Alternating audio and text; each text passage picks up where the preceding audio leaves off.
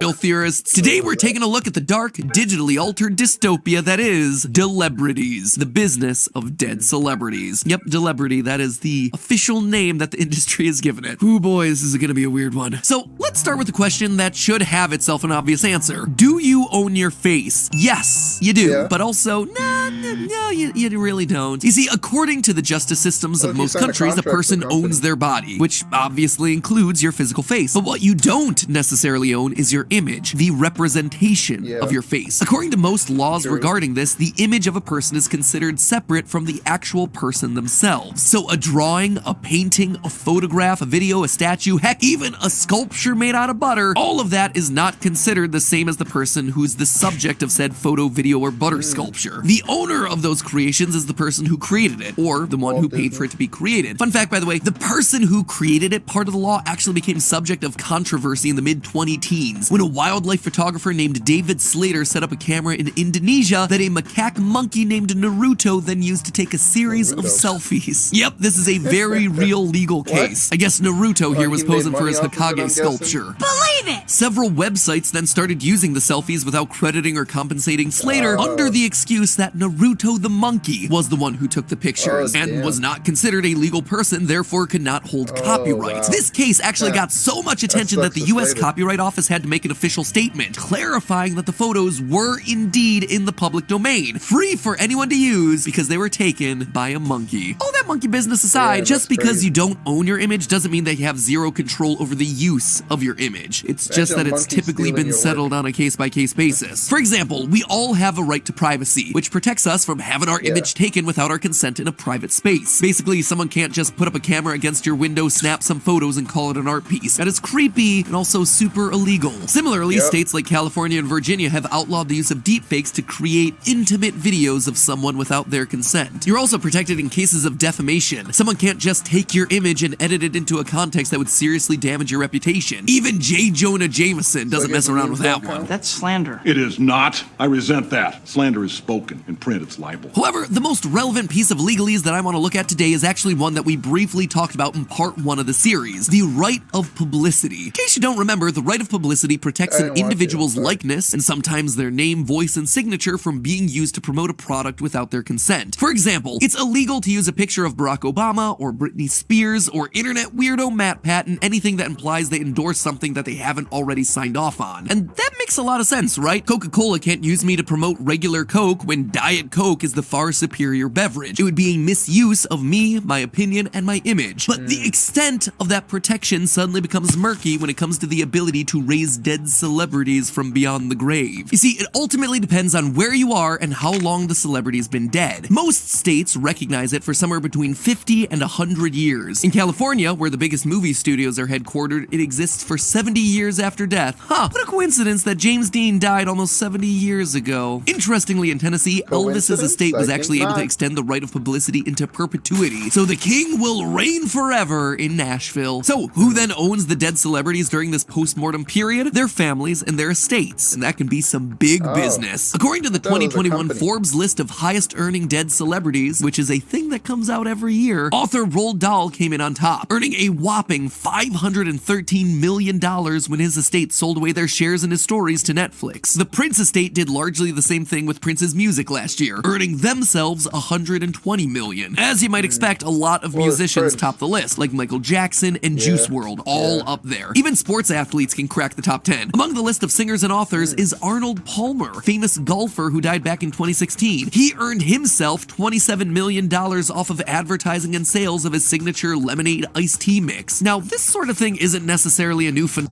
It's only good depending on what type of advertisement you get, though. That's when your money hugely rakes up.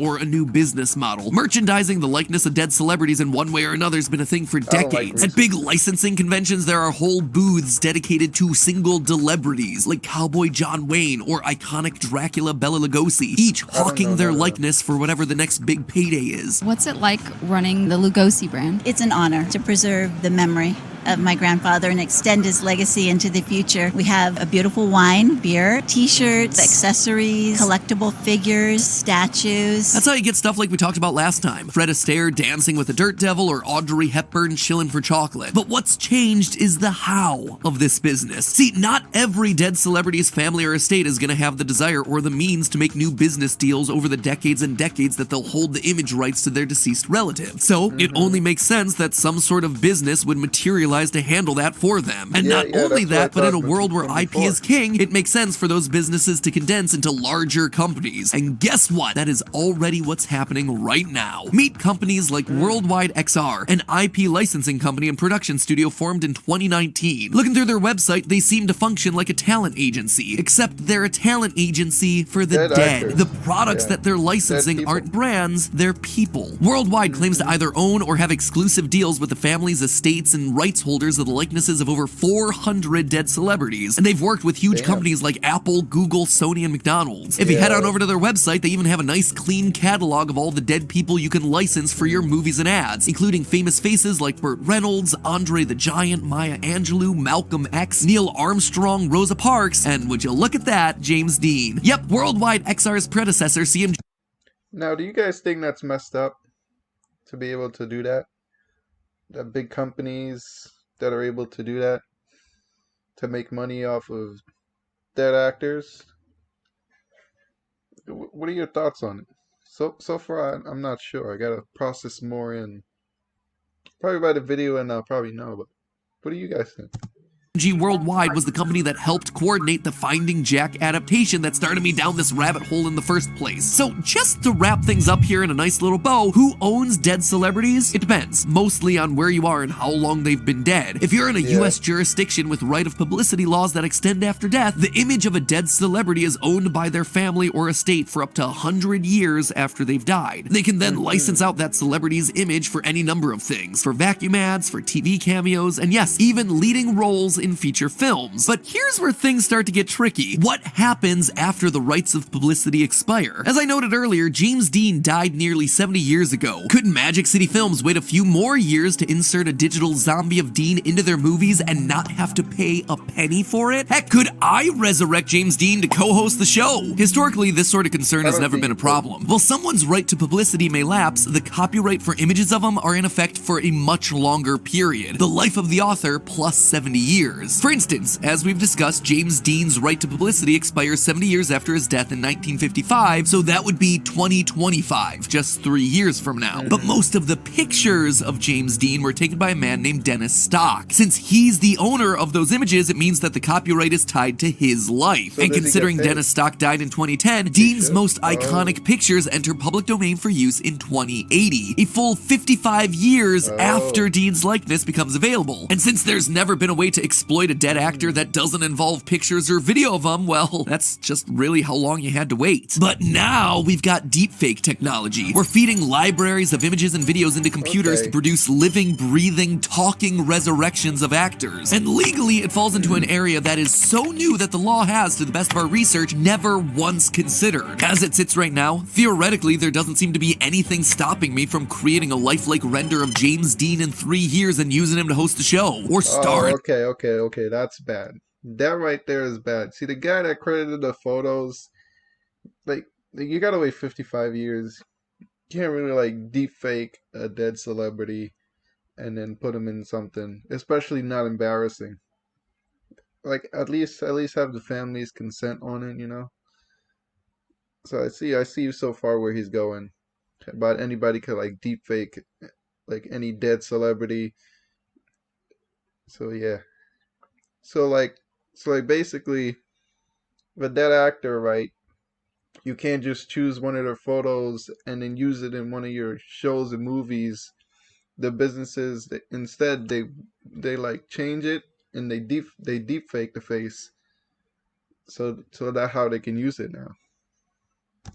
in my next movie or whatever. And the copyrights for the original images that I'm feeding into the machine to produce my James Dean bot don't seem to matter either. At least they don't seem to matter to Disney. In the behind-the-scenes documentary for The They're a big Mandalorian, the company, visual so. effects artist for ILM admitted that they had searched the internet for any and all high-quality interviews that they could find of Mark Hamill from the 80s. There was a moment where I even scoured the internet and found older interviews and that of Mark Hamill. Makes me feel good that Disney basically does the same thing that our editors do for this show to pull our assets. Anyway, if those teams over at Disney use that footage in their deepfakes, they sure didn't credit any of the interviews they used. Believe me, I checked, sat through the Mandalorian's credits and read every single name. That's Nothing. boring. In short, as people die and their right to publicity expires, it's needed. starting to look like you could create an archive of famous actors, all used for free, all waiting in their refrigerated underground robot bunker. Or computer server, but I think underground bunker is the cooler image. How do you Waiting guys to be feel about rolled that? out to shill for the latest right? vacuum cleaner and chocolate bar. The only thing that could possibly protect him at this point is trademark, maybe. But right now it all hinges on one woman, Marilyn Monroe. Marilyn Monroe was the it girl of Hollywood back in the 50s and early Marilyn 60s. Monroe. She was I a definitely pop heard that name. icon and sex symbol, the definition of the blonde bombshell, the woman who Yeah. single-handedly redefined what celebrity meant with iconic movies like Gentlemen Prefer Blondes and Some Like It Hot. And like James Dean, she too died prematurely at the age of 36. But what makes her important in this discussion is that though she died in Los Angeles, California, she was a resident of the state of New York at the time, a state that historically didn't have any right to publicity protections. That Oh, meant yeah. that as soon as she tragically passed away, it was open season on the usage of her likeness. So What her happened estate there? turned to trademarks, trademarking her name in order to protect the Marilyn Monroe brand. And at this point, it's something that most celebrities are doing to ensure extra safeguards around their business. Justin Bieber, Rihanna, Kim Kardashian, all of them trademarked. Speaking of the Kardashians, Kylie Kardashian actually had a lot of problems registering various trademarks around her name because other people beat her to the punch. A clothing trademark named Kylie and Oh, Kylie wow. Minogue, contesting the name Kylie Cosmetics. The Kardashians have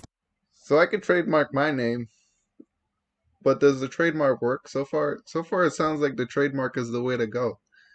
We'll eventually won both of those because of course they did, but you know. Anyway, Marilyn Monroe had the same protection, but in 2017, the trademark was contested as being too generic. After all, how can you possibly trademark just a name? So after 2 years of back and forth in 2019, a judge ruled that the trademark still stood, but also didn't rule on the nuances of the case, what the actual extent of those protections are. So nuances of the case are still being hammered out, we'll see. So what does all of this mean for my new Okay, movie so starring the still doing- celebrity Marilyn Monroe? Well, because the law hasn't caught up to modern technology, it should mean that I can use her image and her voice in a film without problem and without needing to compensate anyone. The her image and her Bro, voice. well, because the law hasn't caught up to modern technology, it should mean that I can use her image and her voice in a film without problem and without needing to compensate anyone. The only thing that I That's not can't good. explicitly do is use her name. Therefore, I present to you Gentlemen Prefer Blondes 2, starring the new it girl, Carolyn Monroe. So, is all of this good?